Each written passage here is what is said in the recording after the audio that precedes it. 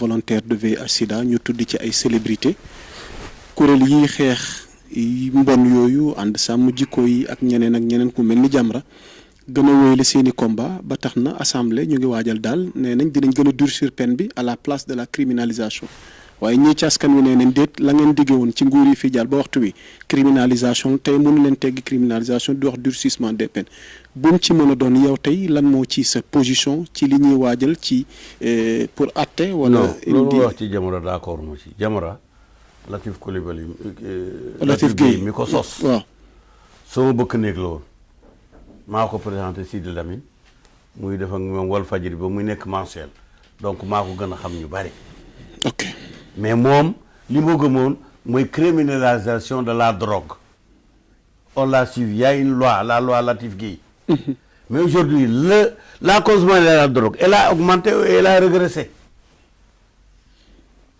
donc la réponse tout le monde la connaît donc si tu peux parler d'un combat et qu'il n'y a aucun combattu, tu as un problème. Le combat et le combattant et le combattu sont un trio en or. Alors, moi, si vous avez des mots, vous menez un combat. C'est ce que c'est un combat. Combat, si vous avez ce que vous mener, vous gagner ce que vous avez. Loolu boo ko wax sax da nga insulter Sénégalais yi Sénégalais bëgguñu ko leen insulter il faut pas dire le combat quel est le combat qu'est-ce qu'il a produit le combat c'était contre la drogue il y a eu échec ou non alors l'échec doit engendrer quoi donc boobu Coran day jàll l'économie n'a pas stagné n'a pas progressé loi bi ñuy waajal ci mbiru borom ñaari tur yi waaw mooy loolu mooy noo ko jàngate non man li ma ko jàngatee. mooy li may wax ne nekkul ci sartu jigéen ne na tudduma jigéen na yor bagaasab jigéen rek waaye bu yoree bagaasab jigéen te tudd Mamadou tere na mu nekk jigéen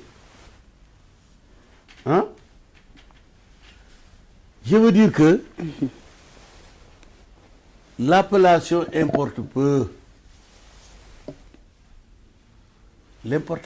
L'appellation importe peu du loolu ma doon wax l'appellation importe peu c'est la réalité qui est consistante loolu la ñuy wax pragmatisme.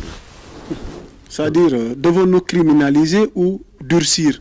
non li ñu def c'est une véritable criminalisation. ok mais qui ne dit pas son nom. man Ahmed Niass lañ ma xamee. pourtant dem naa Makka fanweeri yoon ak peut-être yeneen fanweeri yoon umra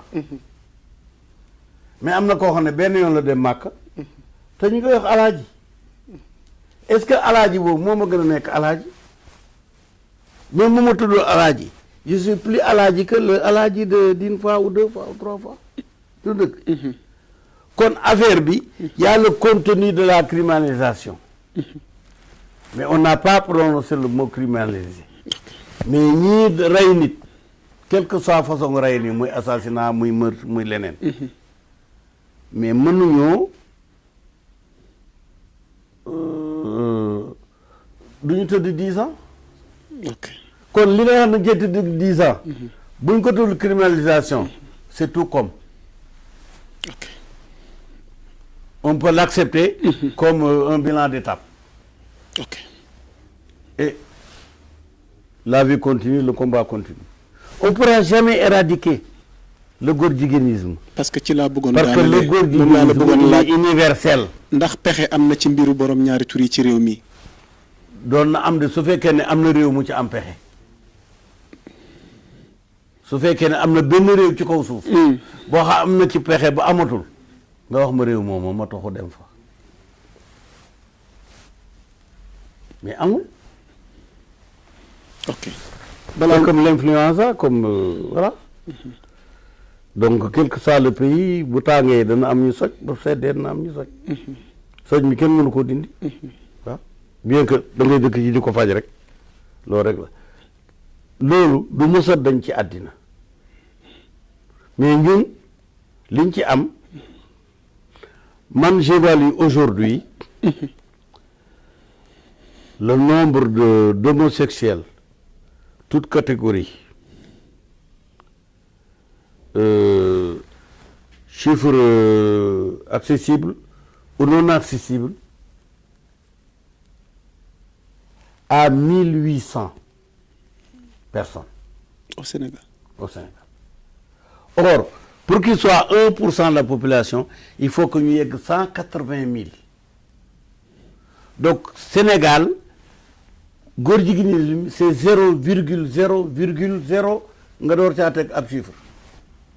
ok C'est que c'est 1% de 1%. En boo jëlee neel 1800. comprendre 18 000. 180 000 du 100 fois plus. comprendre Donc nous sommes 1% de 1%. ok Or, la prévalence du sida en Afrique, la moyenne est de 25%. Nous, la moyenne est de 0,4%. 0,3%. mais chez les góor jigéen c'est élevé. Dama ne, l'un est dans l'autre.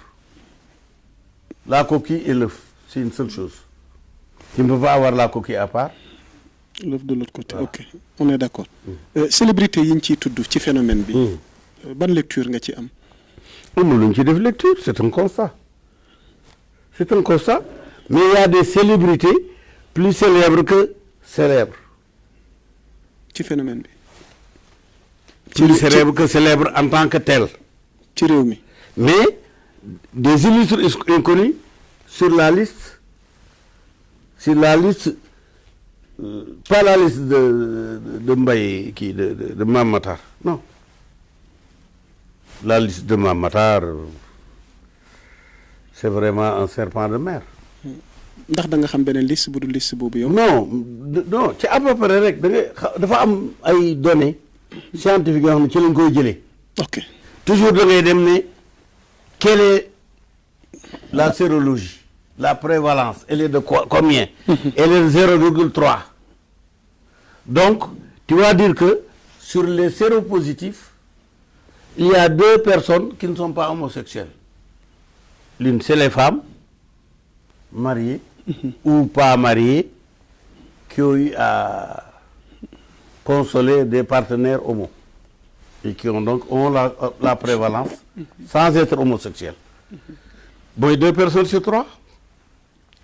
loolu man li ma lay wax du question gis naa liste bi et puis ban liste.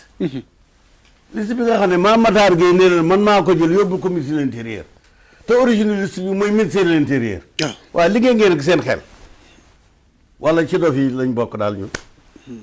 yow ministre de l'intérieur bi nga yóbbu liste bi liste am nga ko yóbbul ba nga xam ne mu ngi ci archive am bu ko laajee direction bi ñu indi ko léegi yow Mame Matar Gueye yow yaay for liste ba.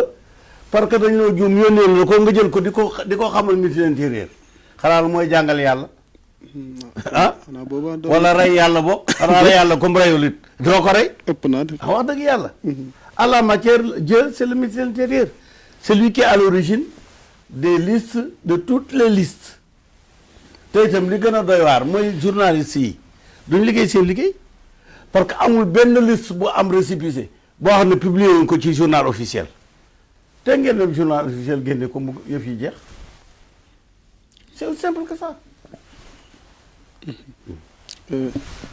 pour njàngale rek ñu ñuy teewlu àtteeg mbiru borom ñaari tur yi ci islam à titre de rappel parce que dañu seetlu ni problème de valeur posé wu na réew mu am lu ëpp 90 ba 95 ci ñi gëm phénomène di fi xew. dama nekk Sénégal gannaaw bu ñu bokkee ci l'islam ndax kilifa diine ñoo raté seen vocation ci wàllu yaraat njaboot gi wala ndànk sëñ bi defal ndànk yow da ngay laaj maay tontu te man yow da nga may laaj millimètre te man centimètre laay wuyoo kon boo ma laajee millimètre da ngay poser problème dama laaj jugaat rek parce que nit ñi sax loolu daf leen di dégg nga fidd waaw donc laaj ma ndaw rek ma tontu la posé waatal sa question mais nga gàttal ko.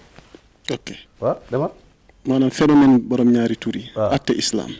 donc à titre de rappel ñu ngi seetaan dama ne Sénégal gi ñu nekk. waaw gannaaw buñ bokkee ci diine l'islam. dañu am l'islam sénégalais boo xam ne bokk da bu yonente yàlla Muhammad. sallallahu alayhi wa te sallam lañ ko taf nag. waaye bokkut ca. ñun am nañu suñuy interdit yu ñuy pratiquer tous les jours te interdit la non islamique mais sénégalaisement islamique. Je donne benn exemple muy affaire waaso. ethnie. non waaso du loolu waaso mooy lu ñuy wax ay géwél ak tëgg ak uudeeg xaw ma. caste. caste la waaw caste mooy baatu olof bi mais waaso ñu ne diw bokkuñu waaso diw du suñu nawle diw duñ ko may jabar loolu lislaam waxu ko. yonent sallallahu alayhi wa sallam. sallallahu alayhi wa sallam. Abdoulaye baayam yaayam ci Bani Najaar la bokk.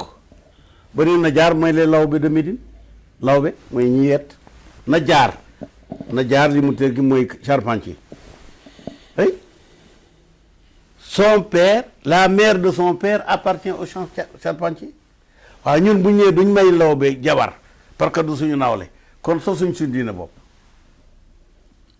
ñun dañu am nos propres interdits am nos propres accès. Sénégal amul benn nit ma ne doo dégg benn Sénégal benn sëriñu Sénégal ku lu tariixa boo xam ne dañu ne ba sàngam ma nga ne di génne asakaam di ko jox nit ñi doo ko dégg ci entend des marabouts milliardaires mais marabout buy génne asaka amul kooku du dundee Sénégal dañu ne li muy joxe rek doy na day maye day joxe ay berne déedéet asaka c'est un devoir asaka baay dégg nga ma ne asaka c'est un devoir boo war a génne farata la bokk la ngay maye bokk la sadaxa bi nga xam ne beneen sadaxa la même bu dee asaka dina am fu mu dul sa tax waaye loolu sëriñ si génne ñu asaka wax ma la sëriñ sàngam ay war nañ dem kaw rax ma commencé sama bopp. yow da ngay génne asaka. waaw yëg naa ne da ngay génne asaka dama doon jël exemple ci waaye man ma ko dee def l'exception. waaw da fekk confirmer la rek la règle est toujours là. on est d'accord.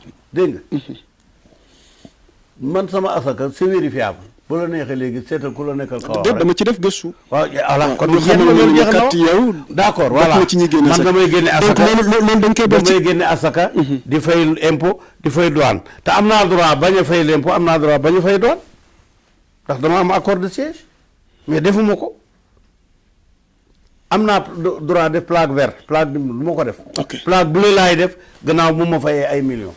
ok mais loolu ça ne fait que confirmer Sénégal yi dama jox rek ñaari exemple sëriñ si santaane asaka duñ génne asaka kooku daganal lu yàlla ñàkk a def lu yàlla santaane la tere lu yàlla terewul mooy affaire waaso ma jox la ci bu rek yi ci des bëri na. ok donc kan loolu nga dafay mës a gis fii dégg nga ñu ëmbal doomam ci kaw njaaloo du génne doom ja du génne sët ba waaye nee na du daganal diggante waa ji dagan na bu yàgg ok parce que forme boobu am na lu ko daganal léegi leeralal lu ma ko foofu daganal mooy lépp lu dagan ku ko laaj te joxuñ la ko dañ la ko war a joxe dagan na ci yow c'est aussi simple que ça waaw xanaa xamoo ne kër asaka bañ ko joxe am nga droit foo xor ko ci loxo waaw parce que yàlla mu ne fii amwaalihim haqqun un droit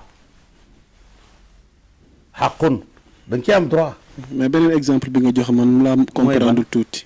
mooy ma maanaam wàllu am doomu kii. sëy waaw ci dama kaw ne gaalu gi waaw da ngay koo xam ne dafa ne du may waa ji ndaw si ki mu bëgganteel war koo takk du bàyyi mu ne du ko may mais bu ndaw sa amee 18 ans am na droit maye boppam man jigéen bi ci am 18 ans boo ñëwee fii ànd ak ki nga bëgg ma may la te dama la bindal kayit kayitu jàkk am nañ jàkk fii da ngay am kayitu jàkk parce que bàyyi ji bu dawee ay devoiram dafay ñëw ci waliyul amri mooy ki yàlla di wax ci alquran alladi bi yadihi uqdatu nikah celui qui en sont là a le droit de nouer l'union donc Sénégal dañoo am seen diiney bopp joo xam ne bokkul ci l'islam bokkul ci diiney Muhammad sallallahu alayhi wa sallam. diiney Mandiaye la ak Majóob waaw diiney Mandiaye ak Majóob Kumba Njaay Kumba Jóob foofu la diine ji foofu lay daw Kajoor ak Bawol la nekk nekkul Màkka nekkul Medina nekkul ngiram Malik nekkul ngiru Abu Hanifa Sénégal dañoo am suñu diine bopp juñ sandwich nag dugal ko ca mbir ngay seen mburu mi fekk la ca biir